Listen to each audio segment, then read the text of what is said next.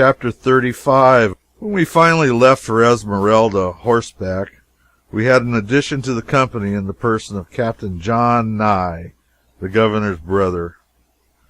He had a good memory and a tongue hung in the middle. This is a combination that gives immortality to conversation. Captain John never suffered the talk to flag or falter once during the 120 miles of the journey.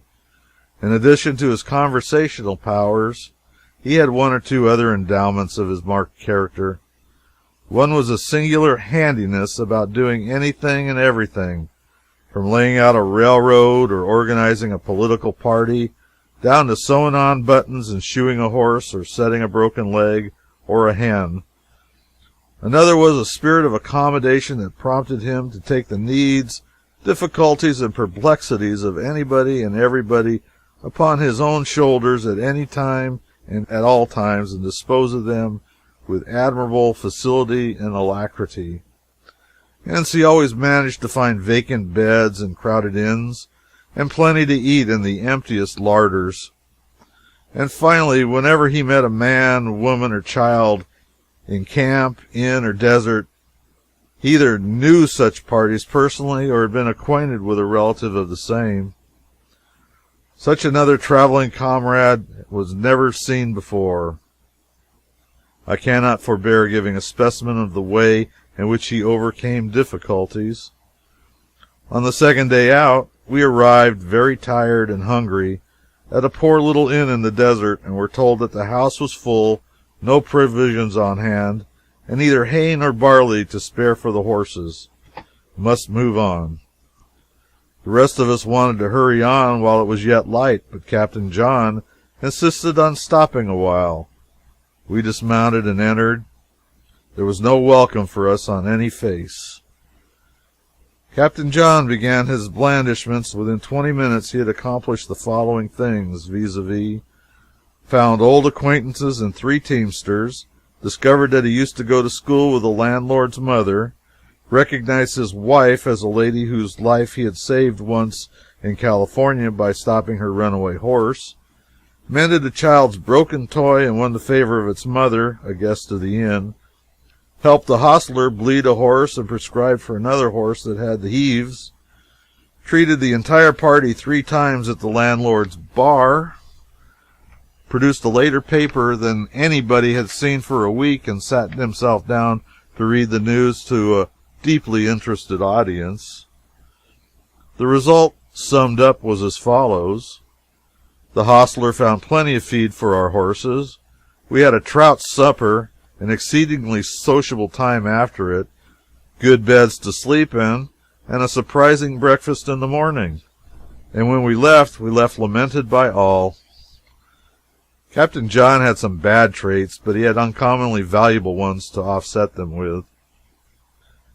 Esmeralda was in many respects another Humboldt, but a little more forward state. The claims we had been paying assessments on were entirely worthless, and we threw them away. The principal one cropped out on top of a knoll that was 14 feet high, and the inspired board of directors were running a tunnel under that knoll to strike the ledge. The tunnel would have been 70 feet long and would then strike the ledge at the same depth that a shaft 12 feet deep would have reached. The board were living on the assessments. Note, this hint comes too late for the enlightenment of New York silver miners. They have already learned all about this neat trick by experience. The board had no desire to strike the ledge, knowing that it was barren of silver as a curbstone. This reminiscence calls to mind Jim Townsend's tunnel.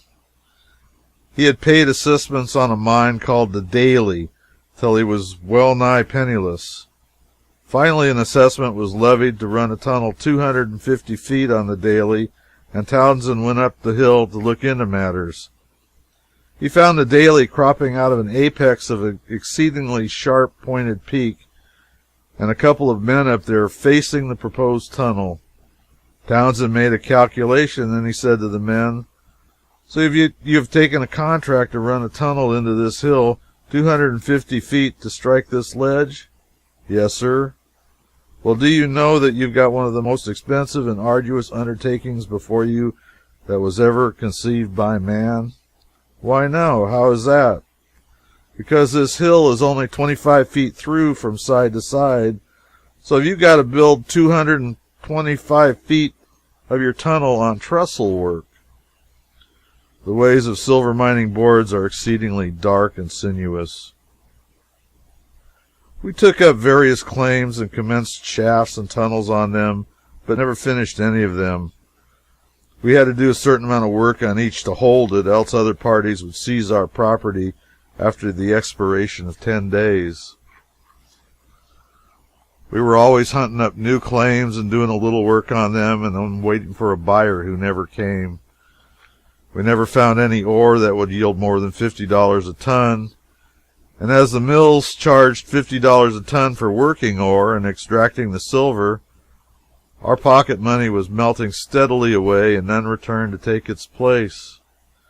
We lived in a little cabin and cooked for ourselves, and although it was a hard life, though a hopeful one, for we never ceased to expect fortune and a customer to burst upon us some day. At last, when flour reached $1 a pound and money could not be borrowed on the best security at less than 8% a month, I being without the security too, I abandoned mining and went to milling. That is to say, I went to work as a common laborer in a quartz mill at $10 a week and board.